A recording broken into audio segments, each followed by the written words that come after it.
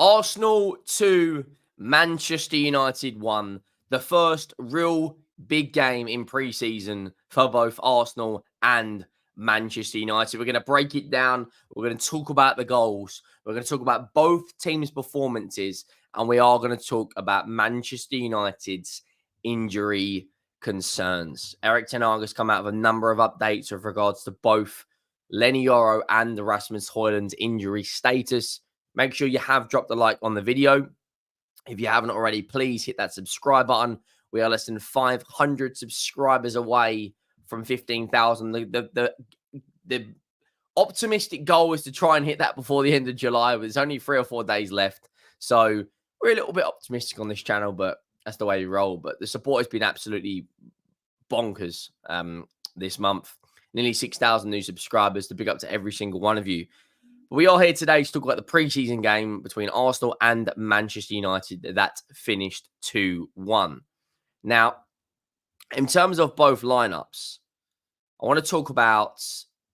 We'll start with Arsenal's lineup first, because obviously not their strongest lineup by any stretch of the imagination, and it was not Man United's strongest lineup either. You know, you had a lot of academy players on the pitch in this game. You know, you had the likes of Hine in goal. And he's actually made a relatively good account of himself during the preseason for Arsenal. Obviously, was the penalty shootout hero last game. You got the likes of Haven in defence. Timber's getting some minutes. But their new star boy. Now, I'm probably going to butcher this name. Is it Nawanyeri? I apologise if I have butchered it. He looks very, very, very good. I'm going to be honest. He looks very good. And you got to remember, this guy debuted a few years ago. What was it? 15 years old. And now, you know, Ethan Nwanieri is 17. Just turned 17 in March and looks very good. Gabriel Jesus looks very sharp. Reece Nelson got some game time. Maybe the last time he is seen in an Arsenal shirt, as he has a move potentially lined up with Leicester. And then we saw Jesus and Trossard. And then on the bench, you know, Thomas Partey, Gabriel Magalhaes, Martin Lenny, Eddie Nketiah, Kivior, Fabio Vieira, Havertz, Skelly, Joshua Nicholas, Ulad Mahan, I think that's pronounced, and a load of other academy players. And Man United's lineup was Onana, Wan-Bissaka, who's been linked to a move away. So it's interesting that both teams have got potential transfers happening, but they're still happy to give game time. Lenny Yoro's first real test in a Man United shirt. Harry Maguire, Amas, Casemiro, Collier, Diallo, Mount, Rashford, and Højlund. Now, obviously, there was big players missing. Martinez, you know, Saliba, Bukayo Saka, Bruno Fernandes. There's a lot of players missing in this game, but it's the first big test, in my opinion. You know, Man United have played Mönchengladbach and they've played, you know, Rangers, but this was the test for me to see how have they improved, you know, in this with the new ownership, Eric Ten Hag just being the coach. And I think you can say both teams held a really good account of themselves. The first half was very much, I thought it was quite an even game. Man United actually went 1-0 up. Rasmus Højlund put it through Hines' legs. And then it was about how do Arsenal respond. And they played some brilliant stuff in the first half. Some absolutely brilliant stuff. You know, just Arteta really starting to get his football across now during the pre-season. And I thought I thought both teams in the first half was very good. I thought it was a very even game in the first half. Now, in terms of the overall outcome of the first half, Ethan Nwanieri, this kid, mate, he looks at a very, very good talent. Obviously, Manchester United go, the 1-0 up, and then it was about how do Arsenal respond. But you know that they responded in typical fashion. But the worrying thing before that is Rasmus Højlund picked up an injury. Now, how does this change their preseason outcome? Well, Eric Ten Hag has come out and he has basically said via Man United News, and it says he's gone on to say Ten Hag and Lenny Yoro, because we know both of them got injured, which is devastating news if you're a Man United fan. We have to wait over 24 hours and then we will hopefully know more. We were very careful, especially with Lenny. He did only 50% from the sessions. Let's be positive and see what the outcome is. Now, it's going to be interesting to see because if they're out for a little bit of time, that's obviously going to affect Man United's pre-season. So, in terms of where they are right now, I think Man United are in a very good place. And I think, I think hopefully both of them are going to be okay for the remainder of the preseason, but we will have to see. Now, Nawari played the ball, dangerous ball into the box, and Gabriel Jesus was there to tap it home to make it 1-1. And he looked very, very sharp, Jesus. It almost looks like he's got a point to prove this season.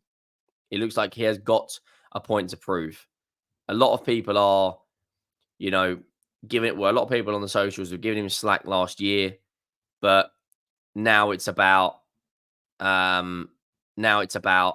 what has he done through this off season. Then towards the end of the first half, obviously Euro went off injured after the Gabriel Jesus goal, and then the likes of Jadon Sancho come on, Sam Murray come on, Anthony come on, Johnny Evans come on, Arsenal brought on Kivior, Ethan Wheatley come on for United, Will Fish. Man United made a hell of a lot of changes. Scott McTominay, Ericsson, Arsenal brought on Partey, brought on Vieira, and then Arsenal kind of really started to get a little bit more control in the game. And you'd kind of expect that because Man United have made that many changes. In terms of the possession stats, it was 58% against 42. That first half, though, I thought was very, very even. And you'd also expect Arsenal to dominate with Man United playing a lot of their academy talent. There are the match stats if anyone is interested. Shots on target, obviously even. Not a huge amount of difference between the shots. Corners, Man United had more. Fouls, very even. Passing accuracy, obviously Arsenal dominated on that.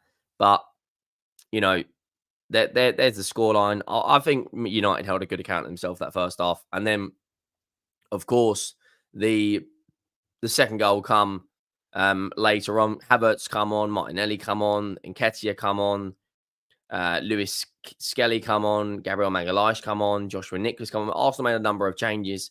And then, Gabriel Martinelli steals the show, makes it 2-1 for Arsenal. And then that is how the game finished.